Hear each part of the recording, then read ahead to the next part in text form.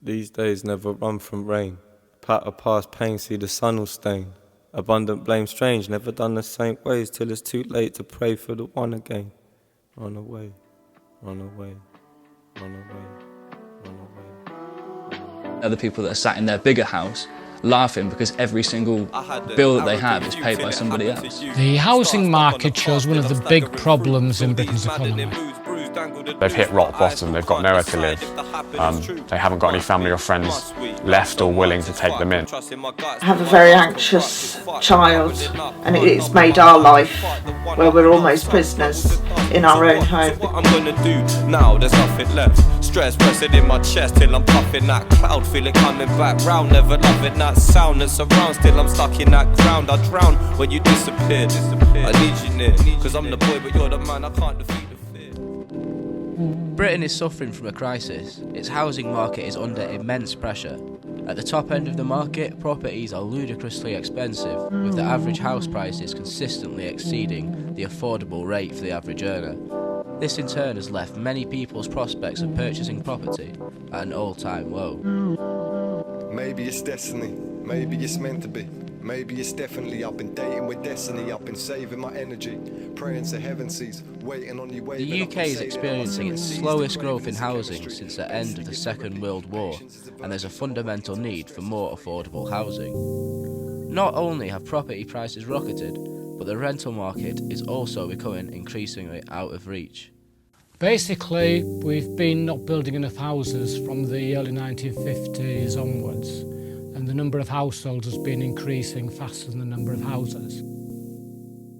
Disillusioned and dispirited by it all, dreams and livelihoods are being shattered. People are suffering, and suffering bad. House prices are very unlikely to reduce. As I said, land is expensive, houses are expensive to build, but I think what our aspiration is to stop the growth at the current level. But with an estimated 218,000 homes unused in Britain, just what exactly is the problem?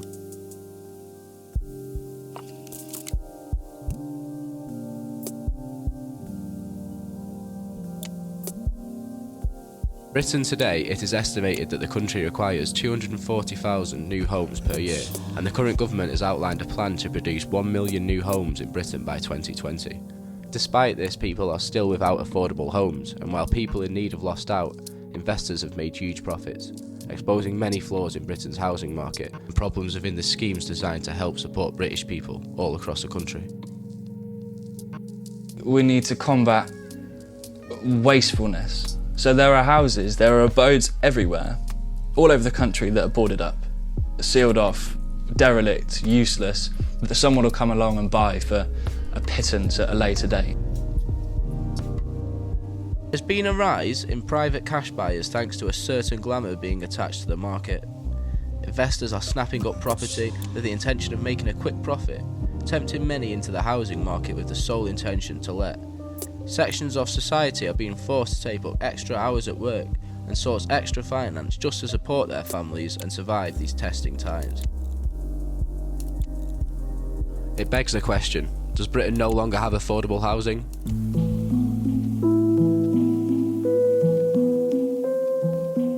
One place in particular that is suffering is Oxford, a city renowned for its iconic university, picturesque colleges and historic architecture, a city which beholds breathtaking landscapes and stunning scenery. Home to many a £1 million home, and having reportedly sold over £660 million homes across the county in the last 10 years, and with this number set to triple by 2030, just what is going wrong for the average settler in Oxford? It's as though the market largely has been turbocharged. We're in something of a microclimate, which isn't completely insulated from what's going on elsewhere in the country. So there's more competition for a number of houses which is reducing relative to the size of the population. Oxford has recently been dubbed Britain's most unaffordable city, but with a small population of 150,000, why is there such disparity among its settlers? With average wages often barely covering rental costs and house prices soaring above the national average, many tenants of property here are being forced to take desperate measures, such as house sharing well into their 40s, or even later on in some occasions. Well, the primary reason for the reason why we have very high house prices and high rental prices in the city is a lack of property. But how can a city with such stunning countryside, a city which possesses a rich history of culture and integrity, elegance and elitism, have these problems? Does the city now have a dark cloud overshadowing its streets? And furthermore, is Oxford now unlivable?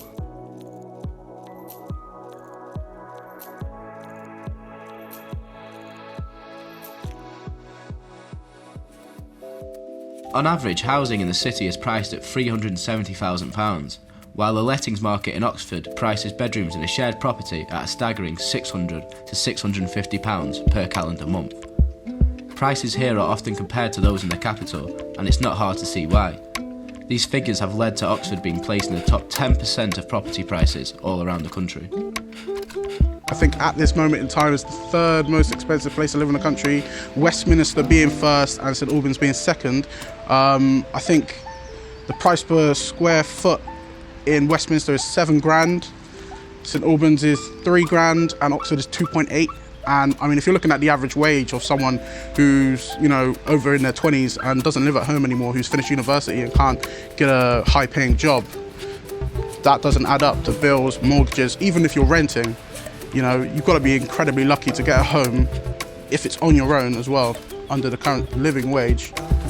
You know, most people, £1,300 a month, you know, most of that goes on bills, the rest of that goes on food, you know, clothes on their back. And it's really, it's not a way to live, it's not living. I don't earn an unreasonable amount of money for someone of my age, but even given that, there is absolutely no way that I could afford to get a flat by myself. There's no way at all that I could afford to live by myself. I couldn't afford the rent, council tax, utility bills, food. I mean, it would amount to beyond £1,000 a month to live in Oxford, just for basic sort of living accommodation, and it's not doable. Top of the list of unaffordable cities was Oxford, where the average house prices are nearly 11 times the average annual earnings in the city. This is a common pattern across southern cities, with Winchester, London, Cambridge and Bath following up in the top 5. Oxford is one of many cities in the UK that suffers from wealth inequality, with the wealthier occupants residing in the north side of the city, where properties reach in excess of several £1,000,000, to the poorer side of the city, where although housing prices are still expensive to purchase, there is a much greater number of rented and social housing. Here in North Oxford, and particularly in Jericho, you're talking about the most expensive area in the city.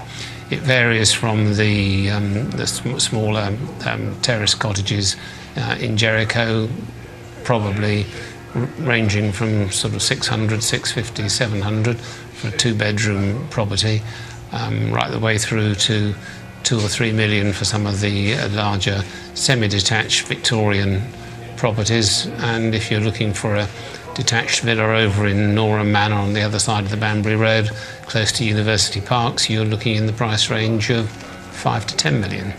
Salary increases of about less than 2%. That means that they're getting more unaffordable as years go by. And they've become more so in the last 5 or 6 years, to the point where quite large numbers of people who are earning middle to higher incomes are also finding it difficult to buy and are moving either out of the city or not coming to Oxford at all. In 2014, the Oxford Mail reported, not one house has been sold in Oxford under the government's Help to Buy scheme in the past 18 months. The figures demonstrate the huge pressure on housing in the city, but with no affordable homes built last year. Charley is a full-time carer for her child and had previously been homeless for 18 years. She began boarding in bedsits and studio flats and has seen all that social housing has to offer. We live in a council property at the moment that is riddled in damp. One of Charley's issues, like many others, is the unsuitable and poor living conditions that she finds herself in. Charley's property suffers from damp and poor soundproofing. She has spoken with authorities and had surveyors in. They have agreed that she needs to move, yet still nothing has been done. We've had surveyors round because the property was renovated before the sound regulations came about, and they met the building regulations of that year, that there is nothing the council can do because wouldn't be cost effective, and so they're not going to improve on the properties. Resentment at the lack of social housing available in recent times is widespread. With many former council-owned homes now being privately rented, there is a serious lack of housing available. Landlords are often the cause for blame when it comes to the conditions of some housing, with many properties currently on the market at a slightly more affordable rate left in dire states, often unfit for human occupation. Many tenants are left with no option but to settle for unsuitable and unsafe housing. This in turn can be a danger to their health and their well-being. Johnny was only 5 when his housing issues begun. Raised by a single parent, finances were always difficult, and supporting a family in Oxford with a privately owned property became a problem for his family. Johnny is currently housed under the council, but has experienced many lows. We lost our house and we ended up moving to a place called Divinity Road, which was owned by a landlord, let's say, well known, bit of a scumbag. Ended up living there, but because that was privately owned, but the council couldn't get us there in time, so we were living there for about a year until I was 6, 7 years old. Still waiting on the council around that time. We had to move out because the living conditions there were so bad. We went to a place called Iffley Road number 288, which was a shared house amongst other people. Waiting on the council again for a couple of years, trying to get us there. Couldn't really do anything about it. You know, my mum was single mother, 2 kids, on a teaching assistant's wage, but the council didn't really do much to get us out.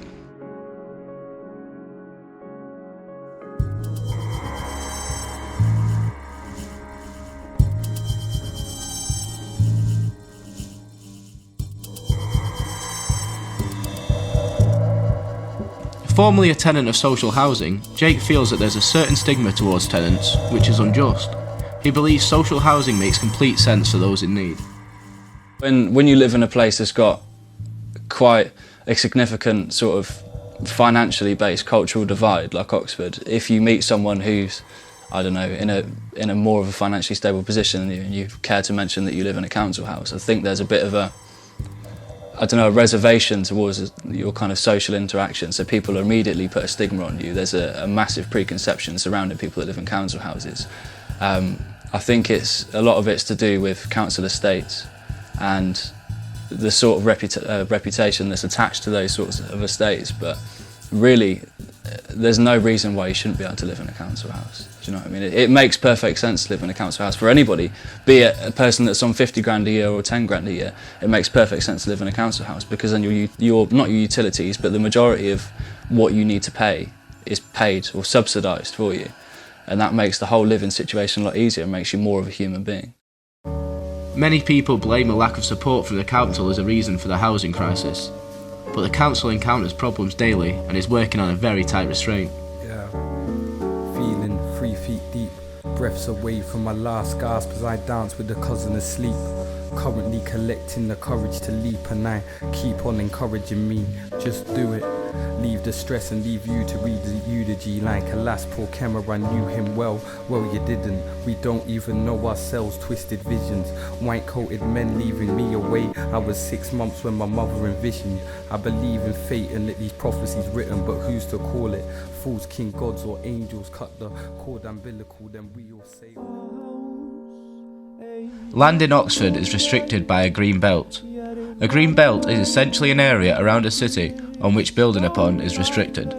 It aims to protect land from development and control urban growth. This has had an impact on the potential for new builds in and around the city.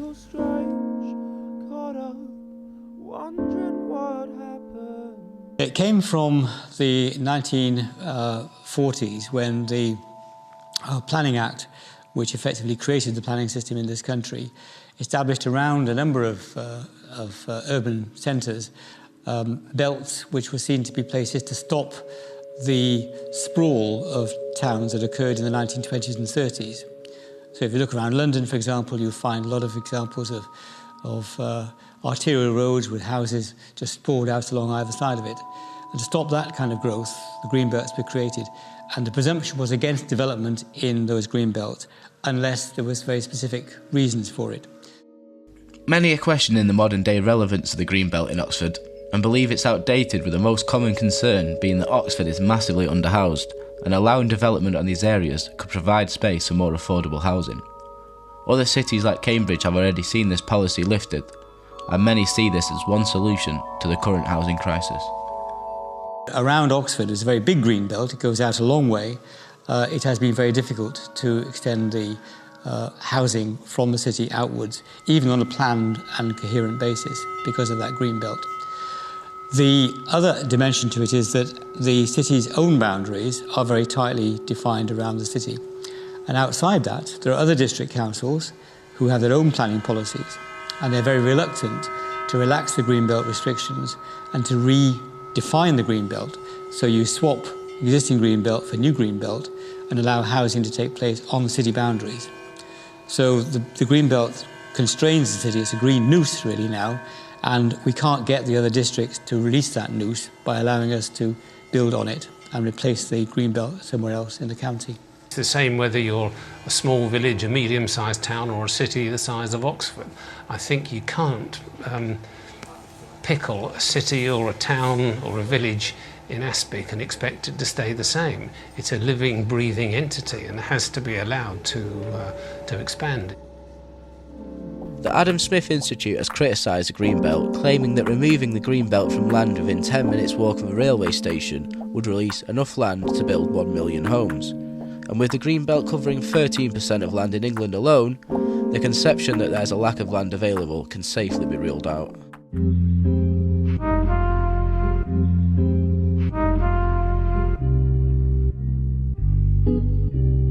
With properties in so-called undesirable locations fetching well under the average market value, and businesses often not thriving under such conditions, the government has emerged with tactics to increase activity and business in such places. Very often this leads to gentrification, a process that in itself is having an effect on the housing market.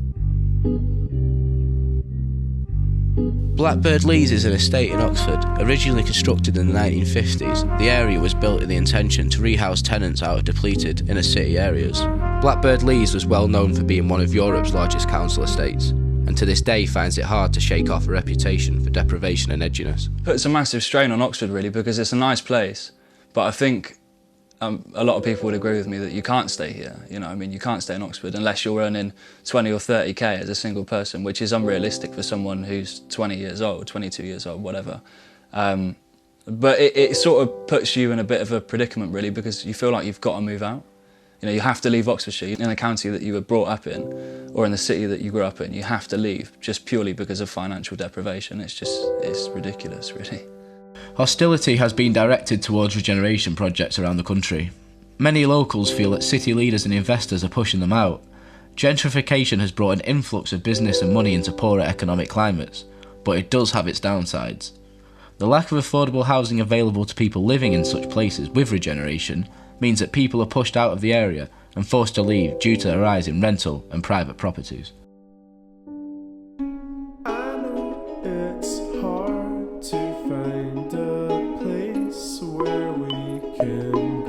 A quick search on various property sales sites shows that you can get houses with more rooms across the country for a fraction of the price you'd pay in Oxford.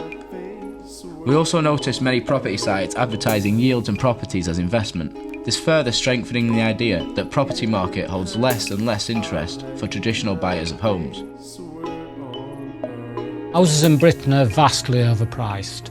The average house is the equivalent to 5 years' income for the average person. In the South East, the average house price is £360,000. So you would need a mortgage, say £320,000, which is equivalent of over £75,000 per year as salary. And the average person in the South East isn't earning £75,000 a year. They're earning a fraction of that. I think I saved about £500. My father put another £500 towards that, and that bought our first house. But these days, you know, if you've saved 20 or 30,000 pounds, and that takes an awful lot of saving out of taxed income. You still might not have enough to, or you might not have the salary to justify the level of mortgage that you want. As many continue to be priced out of the city, it becomes more and more apparent that a change is needed. The housing crisis has affected families, with many people being forced out of their homes altogether. The number of homeless households is estimated to have risen to more than 50,000 a year. Many of the affected households could potentially be waiting years for permanent housing, leaving them in a very desolate position.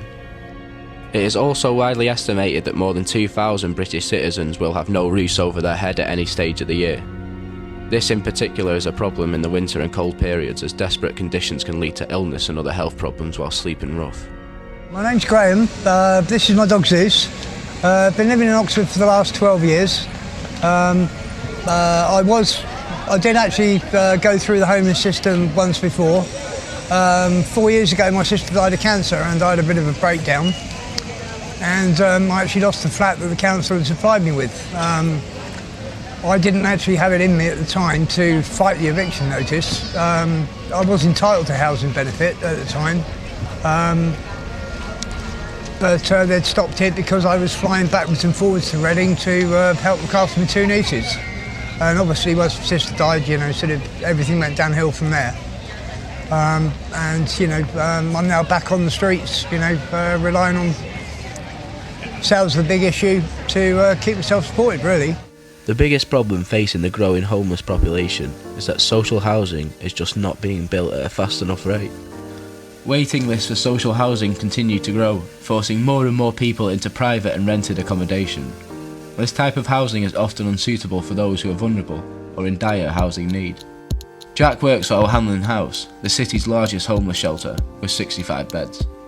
Jack's work consists of monitoring and offering support to the occupants of the shelter. The support varies from person to person, with specialist support being offered to cater for all needs. We've got 65 beds here, but we also cater to around 70 day clients a day who don't have access to a bed at our hostel, but are allowed to use services like the shower and get some food in the morning and wash their clothes. So they're allowed to use the services during the day. We also work closely in partnership with other supported housing services in the community, which we refer our clients onto from here. We get a lot of our money from the council. However, our budgets have been cut twice in the recent past. Most recently, 65% our funding from the council has been cut by. So as a result, the shelter over the road, which was called Lucy Faithful House, has been forced to close due to budget cuts. Our company, Oxford Homeless Pathways, we're trying to find other revenue kind of streams to support our project, so we're not as reliant on government funding, because each year the funding gets less and less. Councils are constantly being blamed for their inability to place people into affordable, suitable housing. But with many restraints and pressures on them, the outcome is often forced out of the council's hands. The reality is that they prefer to house people in towns they currently reside in, but this is often an impossible task due to the lack of housing. They also need more support from the government with the issue of social housing. Many councillors feel they are fighting a losing battle. Government doesn't help at all. Government's policies are entirely negative. The most recent set of policies that came out since the election have made things absolutely worse. It's, first of all, as I said, the reduction of 1% in rent per annum for social and council housing will mean that neither housing associations nor councils will have enough capital built up to invest in new housing. So that's a straight attack. For homeless people, drug use and alcoholism are often major killers, with an average life expectancy being 47 for a male and 43 for a female. This is drastically lower than the national average of 77 for the general public. Drugs and alcohol account for over a third of all deaths in homeless culture, and homeless people are statistically 9 times more likely to commit suicide. Despite improvements in recent years to combat these issues, the life expectancy hasn't drastically improved. We've got a political party that doesn't even begin to comprehend the severity of the situation, You know, there's in 2011, I think it was, Oxford was voted the fourth worst place for homelessness in the United Kingdom. And we are, by default, the most expensive place to live. So I don't see how that correlates. How can you be one of the most academic cities in the world with a relatively steady economy and yet still have so many homeless people? It contradicts, one thing contradicts one another.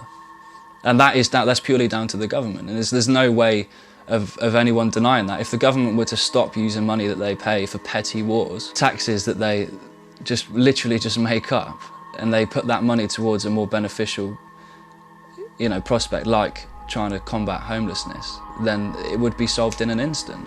Bill first moved to Oxford in an attempt to restore his life, but after initially finding success, things took a drastic turn for the worse, and his situation failed to improve.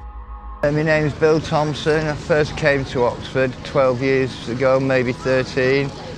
I came mainly because the town I originally come from, Southport. I was a heroin addict and crackhead, and I wanted a clean start basically. I came to Oxford. The facilities in Oxford at the time was brilliant, and since then I've got clean. I've not used now for like 9 years. First I had loads of support, but since the government brought in something called connections policy, I've had hardly any support, just off friends and that.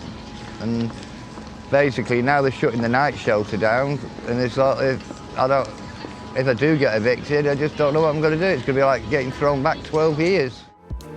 Both Bill and Graham have experienced difficulty on their journeys and are in similar positions to many other homeless people around the country. Homelessness often goes under the radar to the general public, but for those who are actually living on the street, it's a genuine life or death battle for survival.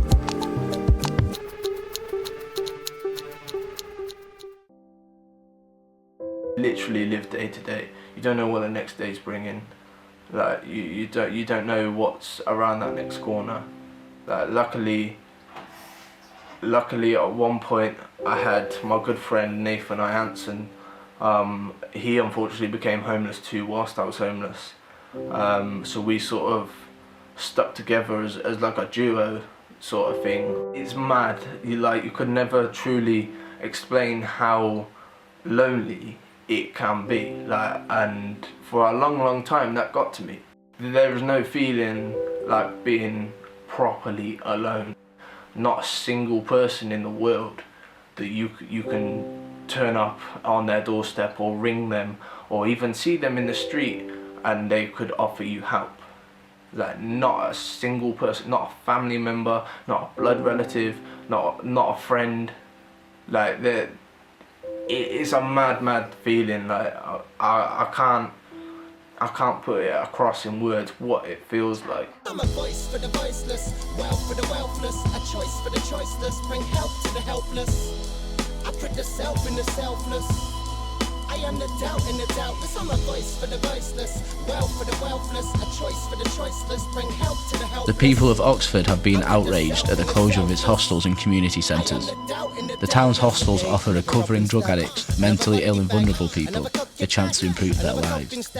A lack of funding has forced the issue, and the void has not been filled, heaping more and more pressure onto the remaining hostels. Jack has protested against the cuts to homeless services.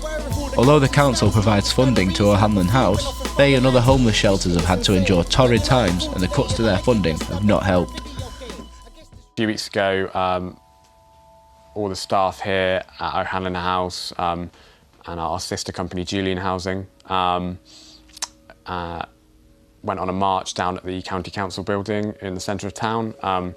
The County Council were meeting to pass the latest round of cuts to frontline services such as ours, children's centres, rural buses, other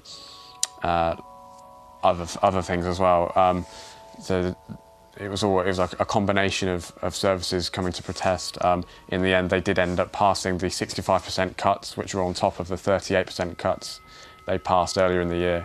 But it was good to see everyone united together. And we also, clients living here got involved and made placards and came with us to the protest. I mean, obviously it affects them more than anyone else, so it was good for us to try and get them motivated about that. The Mish offered Johnny a lot of support in his teenage years.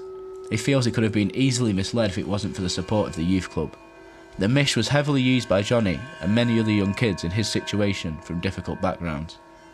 The Mish offered activities, day trips and a safe place to relax and stay out of trouble. Many youth clubs like this across the city have since been removed, leaving a void in the community for young kids. I had the old mission hall, which was founded in, I think, 2003. I was 10 at the time.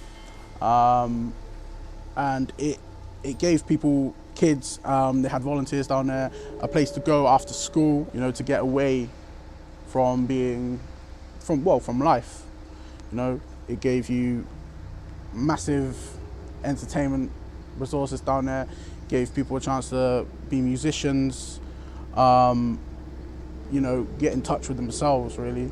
The leader who started it up, Chris Trent, basically saved a lot of kids from different situations they could have been. Me, myself, yes, definitely. I could have been selling drugs, I could have been out on the streets with weapons, hurting people, you know, but I'm not that person. I'm glad I'm not that person, and it's thanks to this place that I'm not. It's unfortunately not used for the same purpose as it was before, but the amount of people it's helped and changed, it can do that again. There's nowhere else in Oxford that does that anymore. Johnny refuses to let negativity within housing affect his future. He is a prosperous and highly likeable young man with a career in production and music in the pipeline. He's helping to prove that some of the views and labels given to those in social housing are often harsh generalisations. Many feel controversially that the government is allowing investors to buy housing stock that should be reserved for those in need. The lack of clarity in certain policies has allowed them to manipulate it in favour of investors without thorough background checks. There is a mutual feeling that there is a lack of protection for buyers without cash, and that the current market is essentially a playground for rich investors. Although there are policies in place to help protect those in need of housing, investment into housing is being exploited, and something does need to be done to tackle the lack of affordable housing.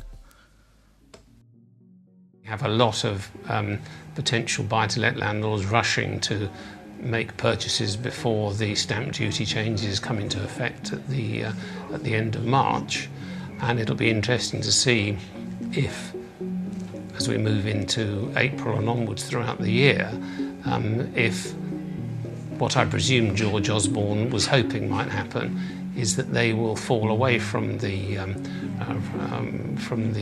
market, put off by having to pay an extra 3% in stamp duty. There's been some interest recently in trying to regulate the private rental sector, with the government bringing in some measures which makes it more difficult for people to buy houses for renting, mainly via higher stamp duties. In practice, what that will do is restrict the number of houses available in the private rental sector. And you may find that the private rental sector begins to contract as investors move away from it, which will actually create more problems, particularly for younger people seeking to set up their own homes. There's a slightly bizarre scenario where it seems that if you have 17 or more properties, you're exempt from the additional charge. I think George Osborne is trying to encourage more large companies to invest in the residential housing market. Since the 1990s, there has been a huge rise in the number of buy-to-let home purchases. Banks began to offer fixed interest rates on mortgages, giving people the opportunity to buy property for investment purposes. As a relatively new phenomenon, there was a lack of government policy up until 2015, and with the banks more than willing to provide capital through loans, this in turn drove the market up profusely, leaving many problems in its wake. Among those affected by the housing market are current and former homeowners. Previous economic crises, in particular the Great Recession, have left people facing hard times. Jobs and livelihoods were put on the line during the recession, and uncertainty began to creep into their regular British households. The recession in particular was to blame for a reported 8.3% rise in unemployment in 2011, the highest it had been since 1994. There were 2.68 million more people unemployed across the UK. This left many with a massive hangover, mortgage payments, bills and rents that had all just become issues. The 2008 credit crunch showed the extent to which housing is tied into the rest of the economy. The loans on houses were one of the areas internationally through the packaging of mortgage securities into equity instruments, one of the key things which underpinned the credit crunch. It's particularly difficult even now for people, particularly first-time buyers, to get mortgages to be able to afford a house.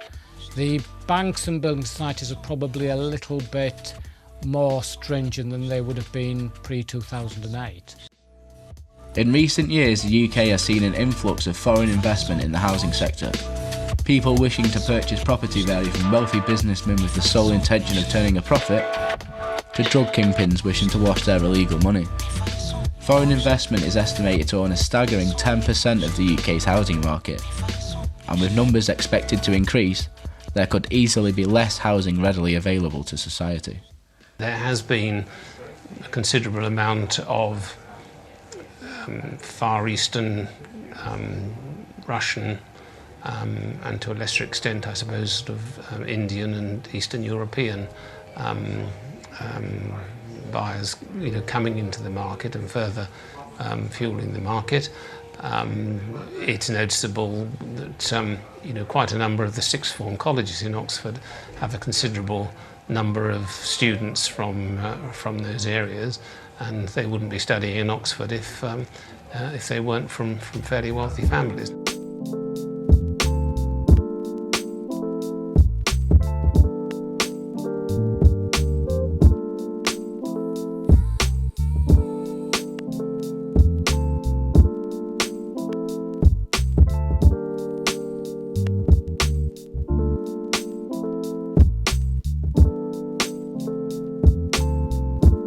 The future for many young professionals in the city is being compromised.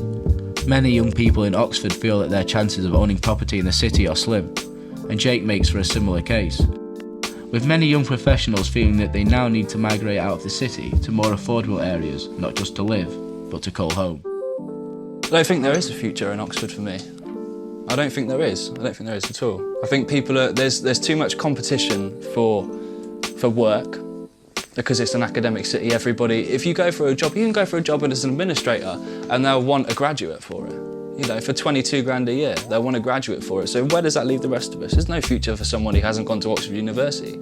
You have to leave. I've got to leave. If I want to get a mortgage, then I have to leave this county. I have to do it. And my family's here, my friends are here. I don't want to leave, but we have to do it. There's no future here for me. Britain is facing an uphill battle to tackle its current housing issues, and Oxford's housing crisis in particular exposes many of the modern day issues facing families and us all across the country. It has revealed some very poignant stories, but sadly some that are becoming far too familiar. For such a prestigious city with a rich history of elitism and industry, one that's often associated with success and greatness, there remains a dark cloud hanging over the city, and a future that lies in the balance. I foresee a fairly grim future for younger people as far as the housing market's concerned. Incomes are becoming more precarious, job security is becoming worse, housing's becoming much more unaffordable. The average house price is 5 times the average income. My guess is that the generation coming onto the housing market now, the generation who came on over the last decade, are going to have quite a grim time trying to get onto the housing ladder. Locals remain fearful that the rising house prices, lack of affordable housing, and the remaining green belts protecting land and the influx of business and tourism could be causing gentrification, which would help to further inflate prices and leading to even greater uncertainty for the community. This would force people to move from the place they were born and raised, and to move away from the people closest to their hearts, their family and their friends. The huge amount of housing stock needed to take us out of this crisis continues to look insurmountable, with our current targets not being hit. But while rent continues to grow, housing prices continue to rise, and most remaining affordable housing continues to be bought with investment in mind.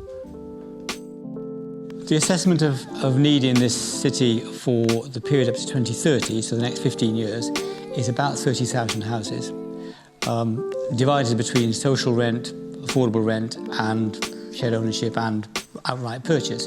So it's a very substantial number. It's about a 50% increase in housing numbers. Most of that will have to be outside the city boundaries, and that's why we need to have the extension of the boundaries or building in the green belt.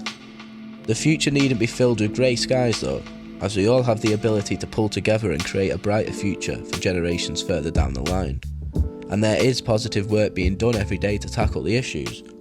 One thing that's for sure is that the homeless in Britain have never needed as much support, and thanks to the great work done by homeless organisations such as Jack's, we can continue to aid society in the greatest way possible. I hope that we continue to be able to provide a service here at O'Hanlon House, and that we still manage to raise the funds to do so. The future will be harder in the next year, as our sister hostel, Lucy Faithful, over the road has closed. We are currently having an influx of people who are living there, and as a result there will be an increase in rough sleepers in the city centre as well over the next year. Anyone can become homeless, especially in a city where the disparity between rich and poor is so great. Britain is in a race against time, and with every passing minute more and more people are in need of housing. Britain has moved into a new era, and its housing market needs reviewing to pull it out of its current depression. Whether or not Britain will solve this crisis remains unknown, but we will continue to fight. As for Oxford, the least affordable city in the UK, and the question, does Britain no longer have affordable housing? Only time will tell.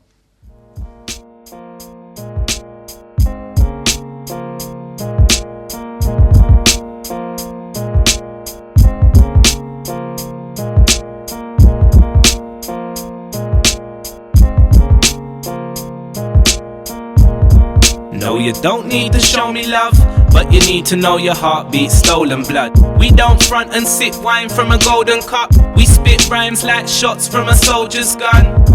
No, you don't need to show me love, but you need to know your heartbeat, stolen blood. We don't front and sip wine from a golden cup. We spit rhymes like shots from a soldier's gun. You gotta be blind if you can't see the times that we're living in. Some kids ain't got respect because their parents are ignorant. Haven't but can't cope with them, ain't got no pot to piss them in. No partner in no job, so it's no dough that they're bringing in. Can't work life out by themselves, so they're always listening to their little gas friends, who's not a change, just the same. No common sense and you can sense it. Teens won't plan half the time, they're just tempted by dispense-its. Dreams about a yard, going hard driving Bentleys. These horrible give these horrible kids horrible tips, how to lead their life horribly sick with horribleness, predict future oracle with knowledge and shit. You can diss me when I'm not present, gobble it, cause while you're hating it's probably probable I'll be rich and couldn't give a shit about man who jump on tracks. I wanna talk about this shit they ain't lived. I live and love my life, not watching no other guy. I stay from these leeches, won't roll with no sucker type. Feel me like I sparked you, or in your side I stuck a knife. You right?